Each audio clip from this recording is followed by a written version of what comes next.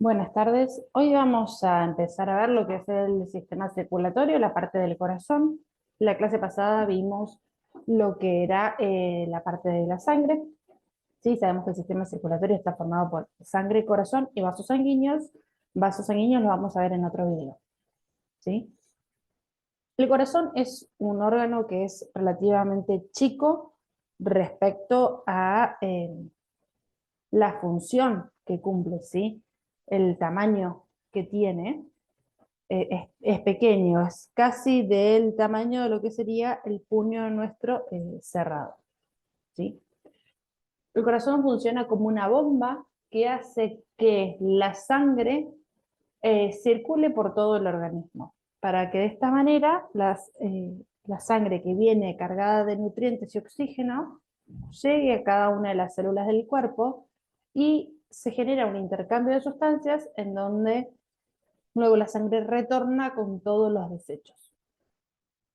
El corazón late unas 100.000 veces por día, ¿sí? Desde el séptimo o octavo día de la concepción. Y late hasta que la persona deja de vivir, ¿sí?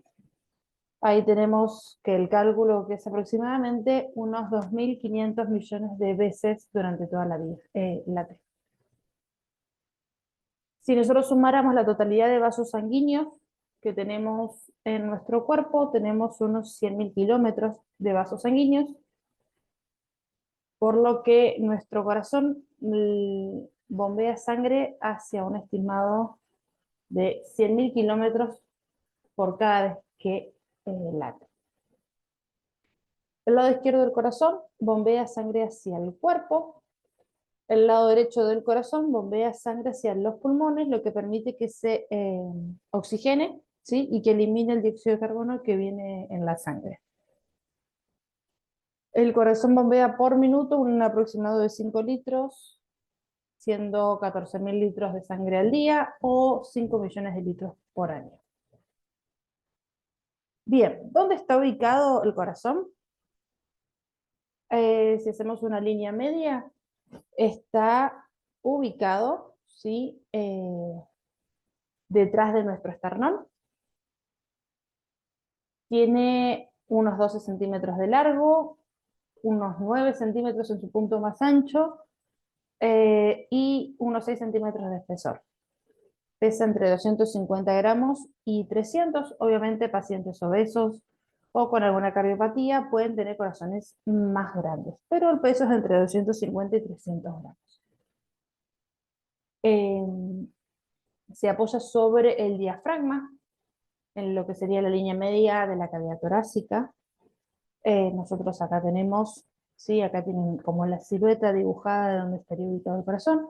Tenemos el diafragma aquí abajo, los pulmones, ¿sí? Y acá estaría, estas son las tiroides, como para que más o menos se ubiquen, ¿sí?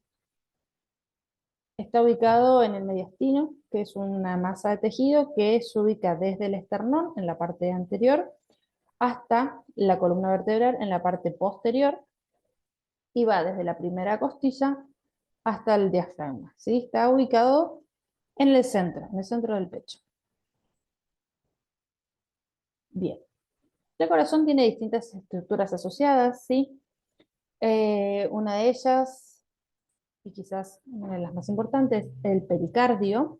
El pericardio es una membrana que rodea y protege al corazón, ¿sí? Lo mantiene en su posición para que no se pueda desviar y a la vez genera o le otorga al corazón eh, movilidad, ¿sí? Le permite libertad para que se pueda mover.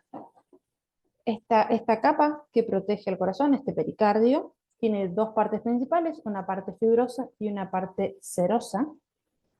La parte fibrosa es,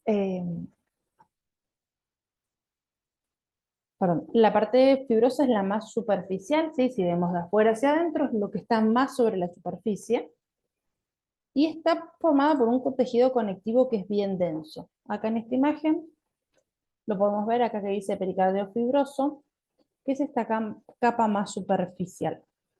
Bien. Es poco elástico, ¿sí? Y provee sobre todo protección y lo sujeta al mediastino. Luego tenemos una segunda capa, que es la parte del pericardio seroso, que es más profundo, eh, que nosotros lo podemos ver acá, que son estas dos capas, ¿sí? Estas que están en celeste. Tenemos una parte que es parietal, que está pegada al pericardio fibroso, y una parte que es visceral, que está pegada directamente al corazón. Entre esos dos espacios tenemos un líquido, que es el líquido pericárdico, que genera lubricación, para que cada vez que el corazón lata, no se roce, sino que se pueda deslizar con suma facilidad.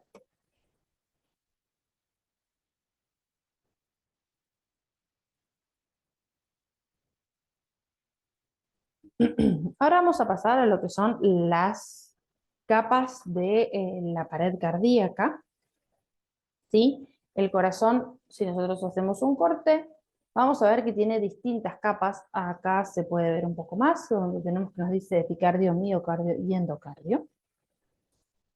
El epicardio está compuesto por dos cosas. La capa visceral del pericardio, ¿sí? Es la superficie del corazón. Eh, como les decía, es una lámina muy finita que es muy difícil de despegar y es transparente. Y después tenemos otra capa, ¿sí? De tejido fibroelástico y tejido adiposo que eh, brinda, ¿sí? Entre otras cosas, protección. Acá vemos, esto que está más en amarillo, vendría a ser como la parte grasa, ¿sí? O el tejido adiposo. Luego tenemos el miocardio, ¿sí? Mio habla de músculo y es el responsable de que el corazón bombee, ¿sí? Se genera la contracción cardíaca, es tejido muscular que se contrae y esta acción de contraerse permite el bombeo de la sangre. Va a representar casi el 95% de la pared cardíaca. Acá lo podemos ver. Sí, el miocardio, si ustedes ven, es la parte más gruesa, la que en más cantidad hay.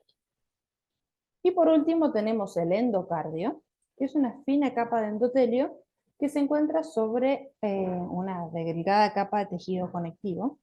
Básicamente es el revestimiento de la parte interna del corazón, ¿sí? Y va a recubrir las cámaras, las válvulas y los vasos sanguíneos, que es básicamente la capa sobre la que la capa, perdón, que está en contacto con la sangre, que es el endocardio.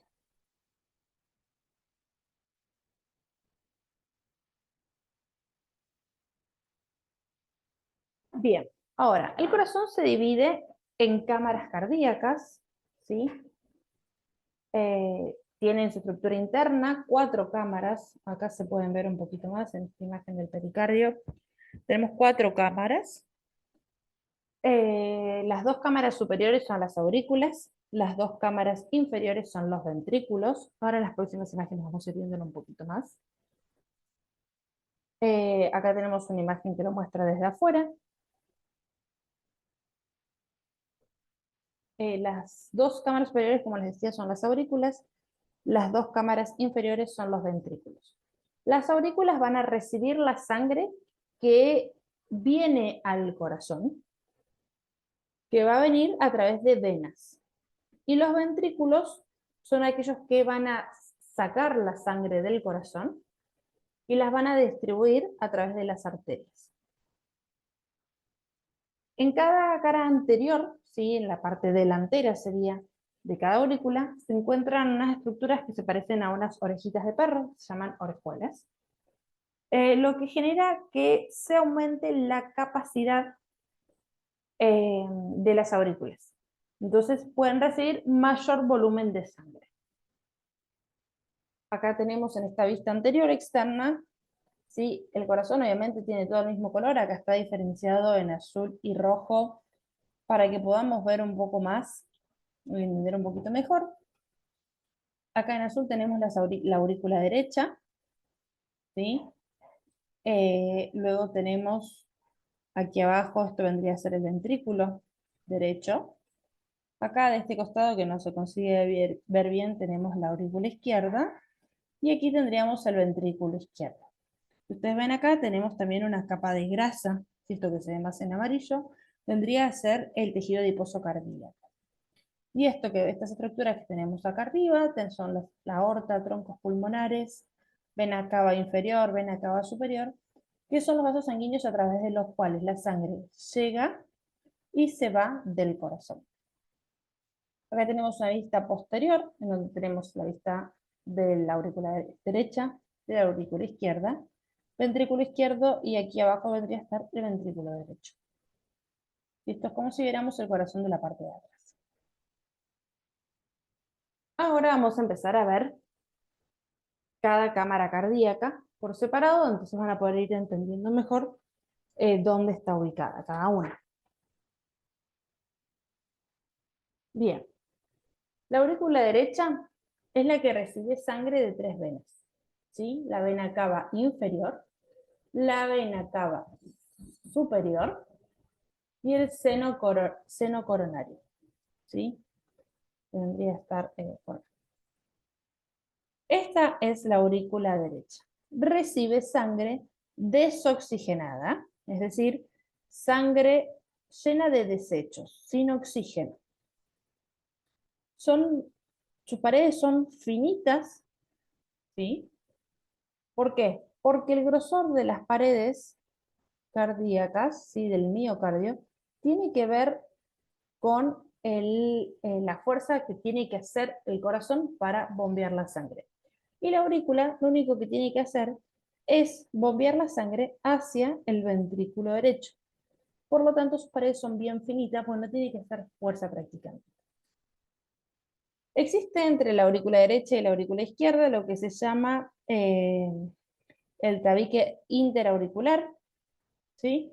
Que muchos pueden haber escuchado o no, lo van a ver si no más adelante, que a veces existen lo que es una comunicación interauricular que es normal en el feto y se cierra antes de que el niño cumpla un año. La sangre va a pasar de la aurícula derecha al ventrículo derecho a través de una válvula, ¿sí? Que es esta que encontramos acá, que es la válvula tricúspide. Se llama así porque tiene como tres, eh, tres puntas, ¿sí? O tres cúspides. También se le puede decir válvula auriculoventricular derecha. Estas válvulas son tejido conectivo que está unido, como ustedes pueden ver, al endocardio, sí que son estos hilitos, cual tela de araña que vemos acá, que lo que hacen es abrirse y cerrarse para permitir el paso de la sangre. Luego, la sangre, una vez que sale de la aurícula derecha, atraviesa la válvula tricúspide y llega a lo que es el ventrículo derecho. La pared del ventrículo es bastante más gruesa, sí, tiene unos 4 o 5 milímetros. Tiene como ciertos relieves, estos que vemos acá, que se llaman trabéculas carnosas, que algunas de ellas tienen relación directa con la transmisión eléctrica del corazón o al sistema de conducción eléctrica, que lo vamos a ver un poquito más adelante, y que permite que el corazón lata.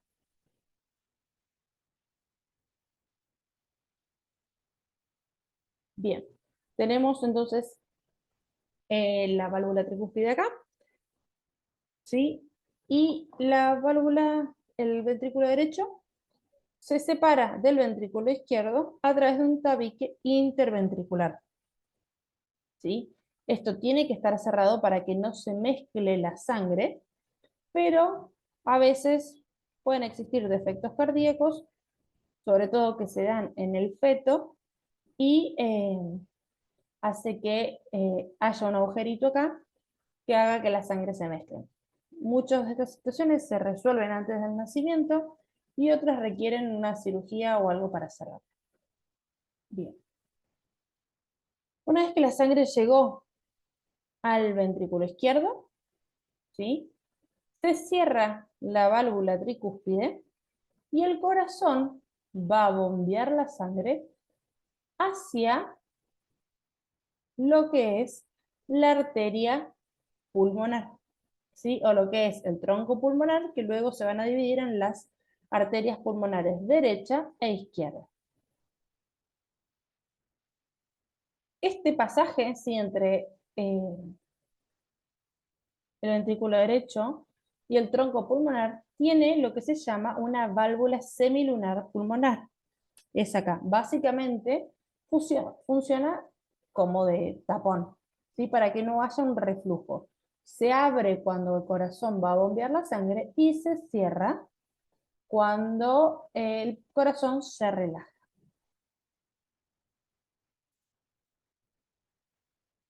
Ahora vamos a pasar lo que es la aurícula izquierda. ¿Sí? La aurícula izquierda eh, recibe la sangre que viene de los pulmones. ¿Sí? Viene a través de 4 venas pulmonares, 2 derechas y 2 izquierdas. Y la sangre viene y desemboca en esta aurícula izquierda. La aurícula izquierda también tiene una válvula que es la llamada válvula mitral o bicúspide, es decir, que tiene 2 cúspides. Y se dice que es mitral porque también tiene similancias esta válvula a las mitras de los obispos católicos. Así que es un sombrero con 2 caras, que lo pueden llegar a ver si lo buscan al Papa con un sombrero de ese estilo. La función de la aurícula izquierda es recibir la sangre que viene de los pulmones y pasarla hacia el ventrículo izquierdo. El ventrículo izquierdo es la 4ª cámara que vamos a estudiar y es quien posee la pared más gruesa del corazón, ¿sí? Tiene entre 10 y 15 milímetros de grosor. Al igual que el ventrículo derecho, tiene como muchas trabéculas, ¿sí? Que son esas formitas que podemos ver ahí, cual cavernas. Y el ventrículo izquierdo va a bombear la sangre desde el ventrículo hacia el corazón. Y lo va a hacer a través de la arteria aorta. ¿Sí? Para hacer esto, primero la sangre va a tener que atravesar lo que se llama la válvula aórtica, que funciona igual a la válvula pulmonar, impidiendo que haya un retorno de la sangre que ya es expulsada del corazón. La sangre, una vez que es bombeada del ventrículo izquierdo hacia la aorta, comienza su proceso para llevar la sangre hacia el resto del cuerpo, hacia el mismo corazón, ¿sí? A través de las arterias coronarias, y luego a lo que es la arteria carótida izquierda, la arteria subclavíaca izquierda, el tronco brachiocefálico, y luego a lo que es la aorta descendente para ir hacia el resto del cuerpo. ¿Sí?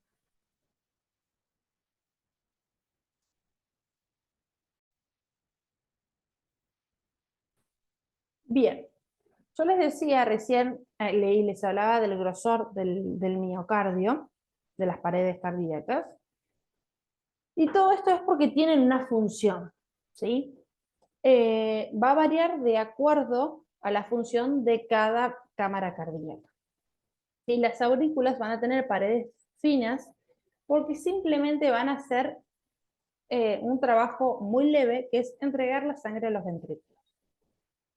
Ahora, los ventrículos tienen que bombear la sangre mayores distancias. El ventrículo derecho va a bombear la sangre hacia el corazón. Por lo tanto, tiene que bombear sangre, pero no es tanta la distancia que tiene que recorrer esa sangre. Por lo tanto, va a tener menos músculo, menos pared muscular, para que ejerza menos fuerza. Ahora, el ventrículo izquierdo tiene que bombear la sangre a todo el organismo, ¿sí? Piensen que el corazón bombea sangre que llega hasta la punta del dedo gordo del pie. Por lo tanto, necesita mucha presión para que fluya de manera correcta y así eh, todo el cuerpo recibe el mismo aporte de sangre. Ambos ventrículos si bien funcionan como de manera separada, porque uno bombea para un lado y otro para el otro, se contraen al mismo tiempo y bombean la misma cantidad de sangre en cada latido, ¿sí? Por lo tanto, van a bombear al mismo tiempo. Ahí es donde está sobre todo esto de eh, el espesor miocárdico, como podemos ver acá, eh, en el tamaño de la pared de este corazón. Ahora, nosotros tenemos lo que es una parte de esqueleto fibroso del corazón, que no está compuesto solamente con músculo, sino que tiene tejido conectivo que va a generar la estructura o el sostén para las distintas válvulas que tenemos, ¿sí? Básicamente, estos anillos fibrosos son los que se ubican alrededor de cada una de las 4 válvulas que tenemos. La tricúspide, la bicúspide y las válvulas coronaria, aórtica, perdón, y pulmonar. ¿Sí? Es lo que permite que no colapsen ni que se distiendan demasiado, ¿sí? Le da un sostén a todo esto.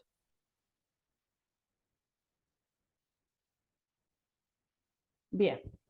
Ahora, ¿cómo funcionan las válvulas cardíacas? ¿Sí?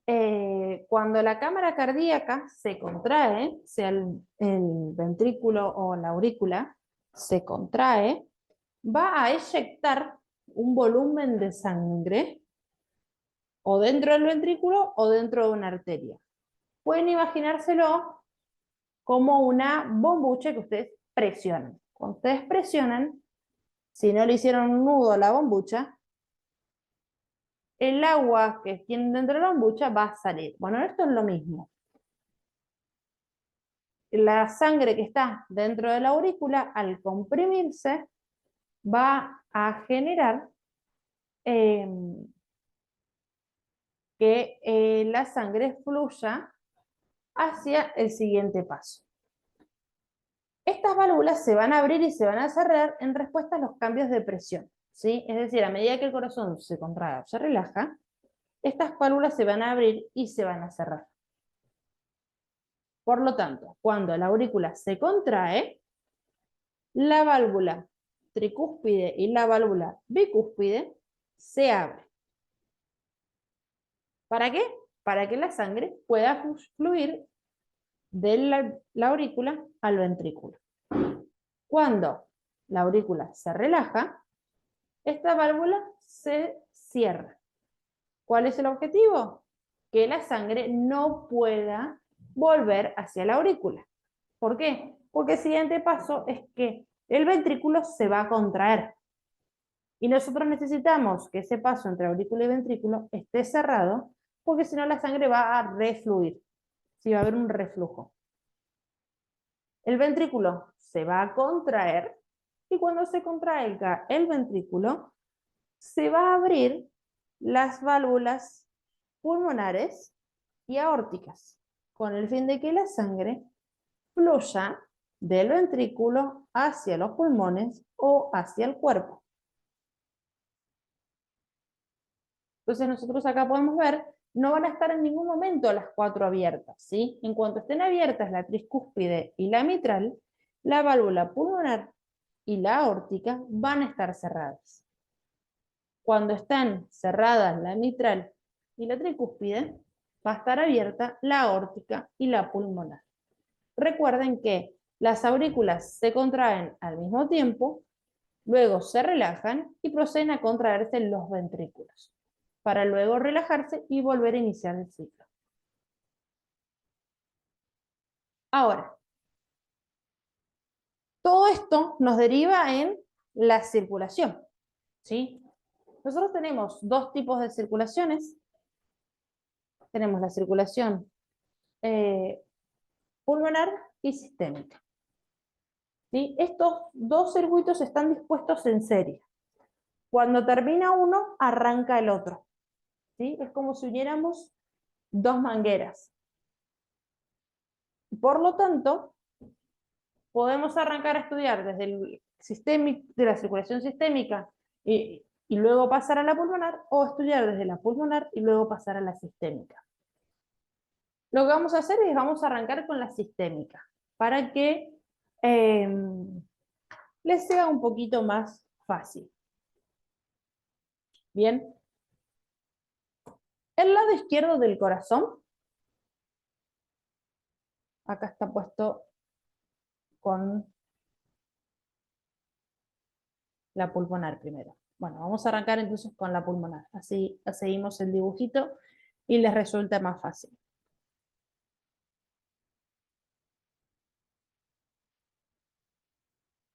El lado izquierdo del corazón recibe en su aurícula derecha, el lado derecho del corazón recibe en la aurícula derecha sangre que viene de todo el cuerpo. Esa sangre, ¿cómo viene? Llena de dióxido de carbono, ¿sí? Es decir, con poco contenido de oxígeno. Por lo tanto, para el estudio, siempre que hablemos de sangre sin oxígeno, la van a ver graficada en azul, ¿sí? Y cuando la sangre la hablemos o nos refiramos a sangre oxigenada, la van a ver en color rojo. Entonces, la sangre llega a la aurícula derecha cargada de dióxido de carbono, con poco contenido de oxígeno. Se va a contraer la aurícula derecha, la sangre va a circular a través de la arteria tricúspide y va a llegar al ventrículo derecho. Se va a contraer el ventrículo derecho y va a atravesar la válvula pulmonar para ir hacia el tronco pulmonar y las arterias pulmonares. Nosotros, esta sangre va a circular hacia los capilares pulmonares, ¿sí? En los alvéolos, y en estos capilares pulmonares la sangre va a perder el dióxido de carbono y va a ganar oxígeno. Esa sangre luego va a recircular y va a ir a lo que son las venas pulmonares, ya llena de oxígeno. Esas venas pulmonares vienen, tanto a la derecha como a la izquierda, vienen y se unen todas a la aurícula izquierda, en donde todas estas cuatro venas, estas cuatro venas, sí, van a depositar la sangre dentro de la aurícula izquierda. Se va a contraer el corazón, ¿sí? Se va a contraer la aurícula, la sangre va a atravesar la válvula mitral, se va a ubicar dentro del ventrículo izquierdo, el ventrículo izquierdo va a proceder a contraerse, y va la sangre a atravesar la válvula aórtica. Cuando atraviesa esta válvula aórtica, la sangre se divide en la aorta y en las arterias sistémicas. Así que acá es donde tenemos las flechitas en rojo que van hacia arriba, o acá con el numerito 8, ¿sí? Que va hacia el 9. Esta sangre va a ir por todo el cuerpo hasta llegar a lo que son los capilares sistémicos del tronco de los miembros inferiores. Es decir, va a ser distribuida llena de oxígeno hasta el dedo gordo del pie. En estos capilares sistémicos sí, que los vamos a tener en cada parte del cuerpo, lo que va a hacer es que la sangre va a desprenderse del oxígeno para darle ese oxígeno a las células y se va a llevar el dióxido de carbono, que es un desecho. Esto va a hacer que la sangre emprenda su retorno, su viaje de retorno hacia el corazón a través de lo que son las venas cava superior, vena cava inferior y el seno carotidio. Estos tres van a dejar todo su contenido en lo que es la aurícula derecha, ¿sí? Por lo tanto, vuelve a iniciarse el ciclo, ¿sí? La sangre llena de dióxido de carbono llega de nuevo a la aurícula derecha.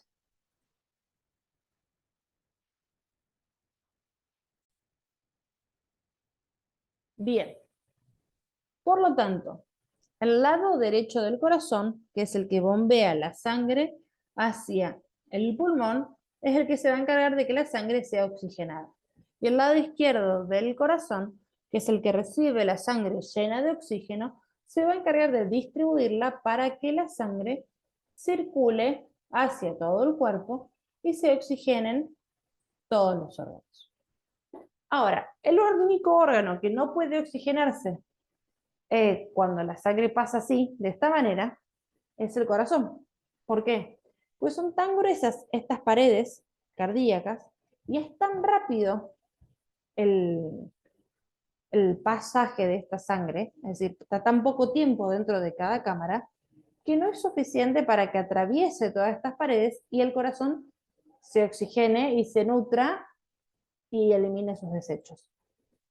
Por lo tanto, existe una circulación que se llama circulación coronaria, que es lo que va a permitir que el corazón, el músculo cardíaco, ¿sí? se oxigene.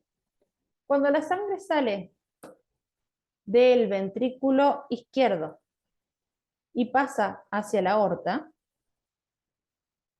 tenemos lo que vendría a ser la boca, ¿sí? de la aorta, el principio de la aorta, lo que se llaman arterias coronarias derechas e izquierdas. Estas arterias coronarias se distribuyen por toda la superficie del corazón, como si fuera una especie de corona, por eso es coronaria, eh, y de esta manera permite eh, que la sangre circule por todo el músculo cardíaco. Cuando la persona tiene un infarto de miocardio, es porque una de estas arterias coronarias se taponó, ¿sí? No, y ahí va a depender de cuál es la arteria coronaria que se taponó, qué tan grave sea el infarto. Pueden taponarse ambas coronarias en su parte más grande, digamos, en sus inicios, y es donde tenemos los infartos masivos de miocardio, en donde la persona lamentablemente fallece. Así como tenemos arterias, esta sangre luego tiene que retornar. ¿Y cómo lo hace? A través de venas que se encuentran alrededor también de todo del corazón, que permite, ¿sí? que la sangre retorne, ¿sí? Y esta sangre va a unirse a lo que es las venas cavas.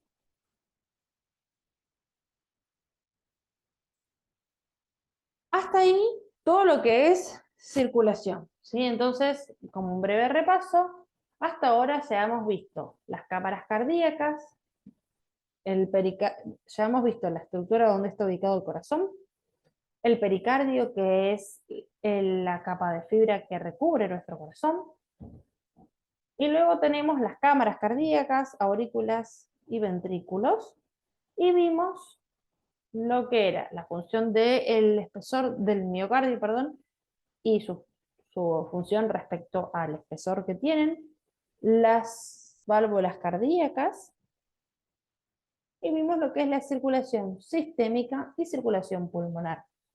Y también vimos lo que es circulación coronaria. Ahora, todo esto es posible gracias a que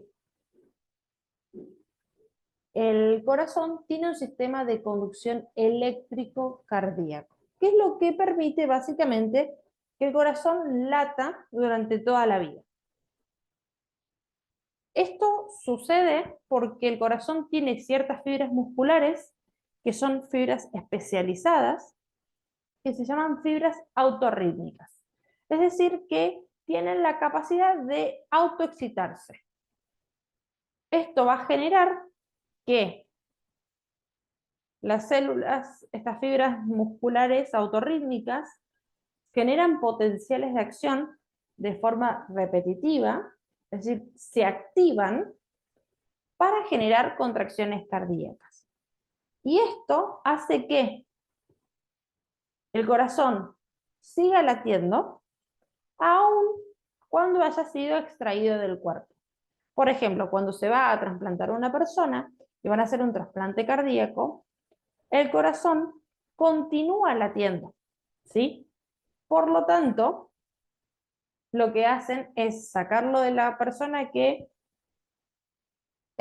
falleció, por ejemplo, porque tiene una muerte cerebral después de un accidente de moto, por ejemplo.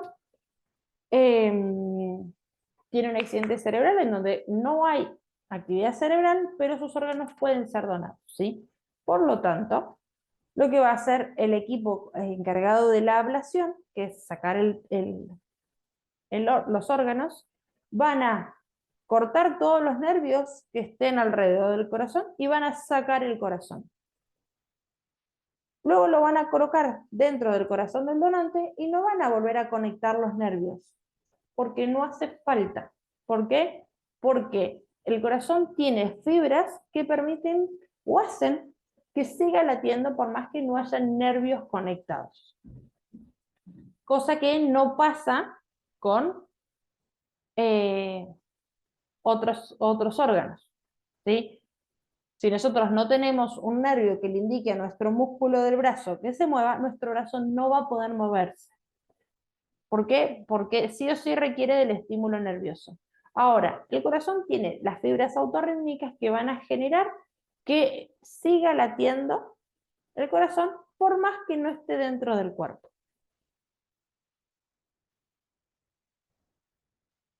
Este sistema de conducción eléctrico cardíaco es lo que se analiza cuando se hacen ustedes un electrocardiograma. ¿Bien? En condiciones normales, esta excitación cardíaca va perdón, va a comenzar en el nodo sinoauricular, que está justo donde comienza la aurícula derecha, que sería debajo de la desembocadura de la vena cava superior. Es decir, justo donde entra la vena cava superior a la aurícula, ahí se va a encontrar el nodo sinoauricular.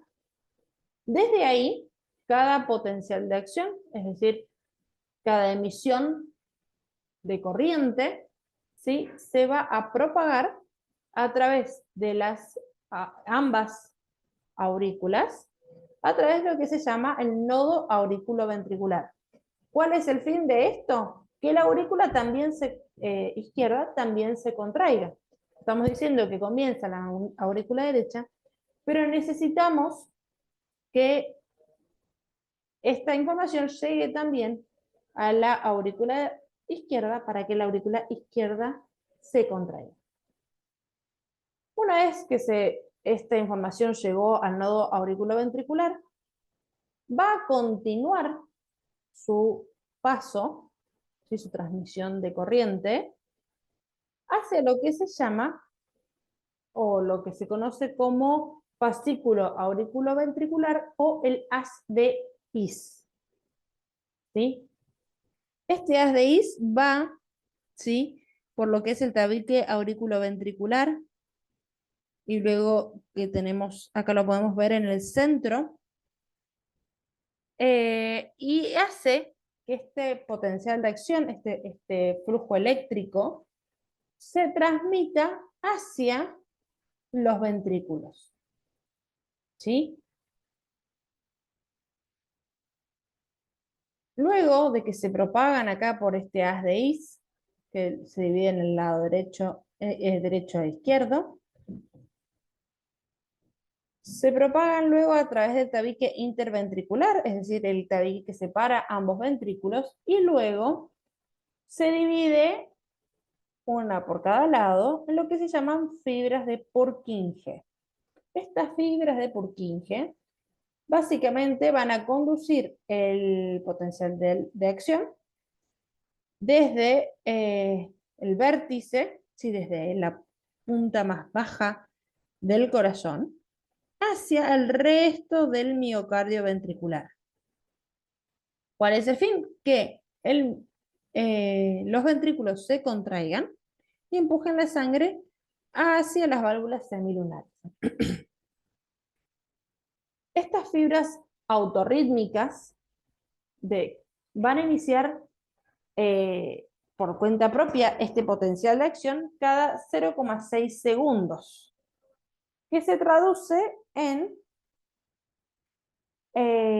unas 100 veces por minuto. Por lo tanto, el nodo sinoauricular es lo que se conoce como el marcapaso natural, ¿sí? Es aquel que va a hacer o determinar el ritmo de latido del corazón. Puede ser más rápido, puede ser un poco más lento, pero en resumen, vamos a dejarla que eh, lo genera este potencial de acción cada 0,6 segundos. ¿Sí? Entonces, cada 0,6 segundos se genera un estímulo para que nuestro corazón se contraiga. Esto nos va a determinar, ¿sí? O va a ayudar a determinar lo que es el ciclo cardíaco. Un ciclo cardíaco incluye todos los fenómenos asociados con el latido cardíaco, ¿sí? Por lo tanto, un ciclo cardíaco va a incluir una sístole y una diástole de las aurículas y una sístole y una diástole de los ventrículos. En cada ciclo cardíaco, las aurículas y los ventrículos se van a contraer y se van a relajar alternadamente. Es decir, primero se contraen las aurículas, luego los ventrículos. Luego las aurículas, luego los ventrículos. No se contrae todo el corazón al mismo tiempo, sino que primero las aurículas y luego los ventrículos. Esto lo que va a hacer es trasladar la sangre de un área hacia el otro.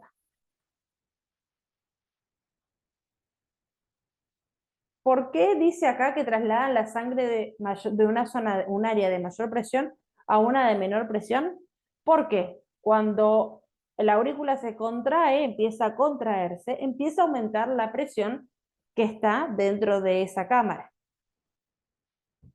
Y el ventrículo acabamos de decir que está relajado. Por lo tanto, en el ventrículo no hay presión. Entonces, va a llegar un punto en que va a aumentar tanto esa presión que va a generar que se abran las válvulas y la sangre fluya hacia donde no hay presión establecida, que vendría a ser en este caso los ventrículos. Cuando vamos a ir estudiando lo que es la sístole, primero la sístole auricular, que, perdón, antes de pasar a eso, cuando tenemos una frecuencia cardíaca promedio de 75 latidos por minuto, tenemos que un ciclo cardíaco dura 8 segundos. ¿Sí? Si yo divido 75 dividido 60 nos va a dar 0,8. ¿Sí? Por lo tanto, significa que en 0,8 segundos nuestro corazón tuvo dos sístoles y dos diástoles. ¿Sí? Se hizo todo el ciclo. Pasó toda la sangre que entró al corazón hacia los vasos sanguíneos en 8 segundos. Vamos a comenzar entonces con la sístole auricular. La sístole auricular dura alrededor de un segundo es cuando las aurículas se contraen. La sístole es contracción, ¿sí? En ese momento los ventrículos están relajados.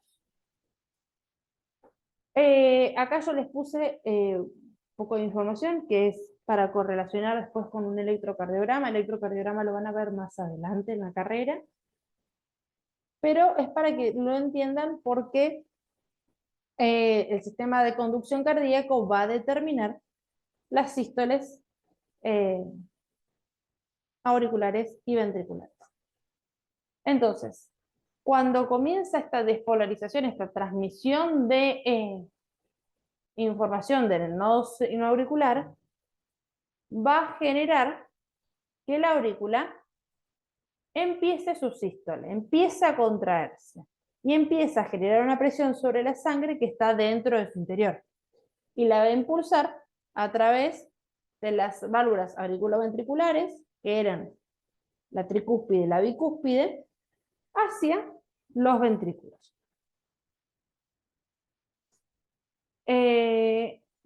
Bien, más o menos cada ventrículo queda con un reservorio, un pequeño reservorio de sangre,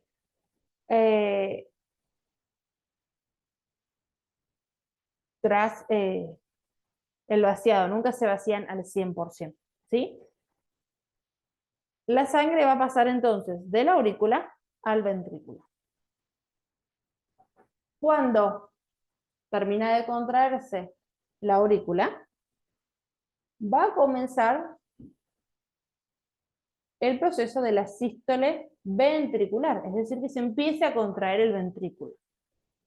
La sangre que había llegado, ¿sí?, de la aurícula pasa al ventrículo, que estaba relajado, y empieza a llenarse.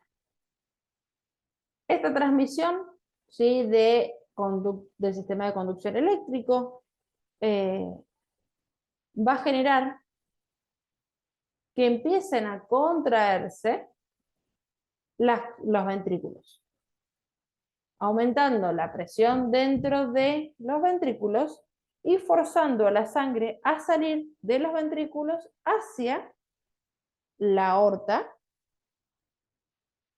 y hacia el tronco pulmonar, ¿sí?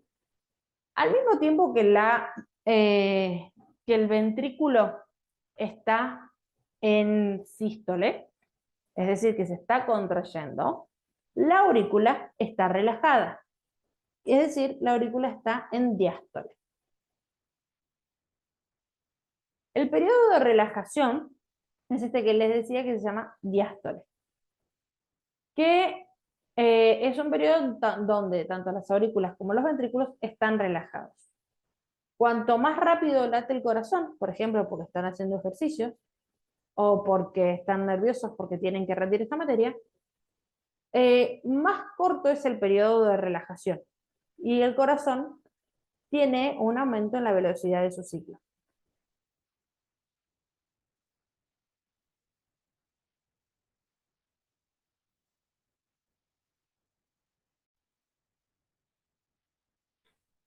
Cuando los ventrículos se relajan, empieza a disminuir la presión dentro de la cámara y la sangre que estaba en la aorta y en el tronco pulmonar puede generar un reflujo. Este reflujo es lo que hace que las válvulas se cierren con el fin de que no haya más reflujo. Bien. Ahora, ¿qué son los ruidos cardíacos que nosotros escuchamos cuando ponemos un estetoscopio sobre lo que vendría a ser el corazón? Estos ruidos cardíacos que nosotros escuchamos son parte de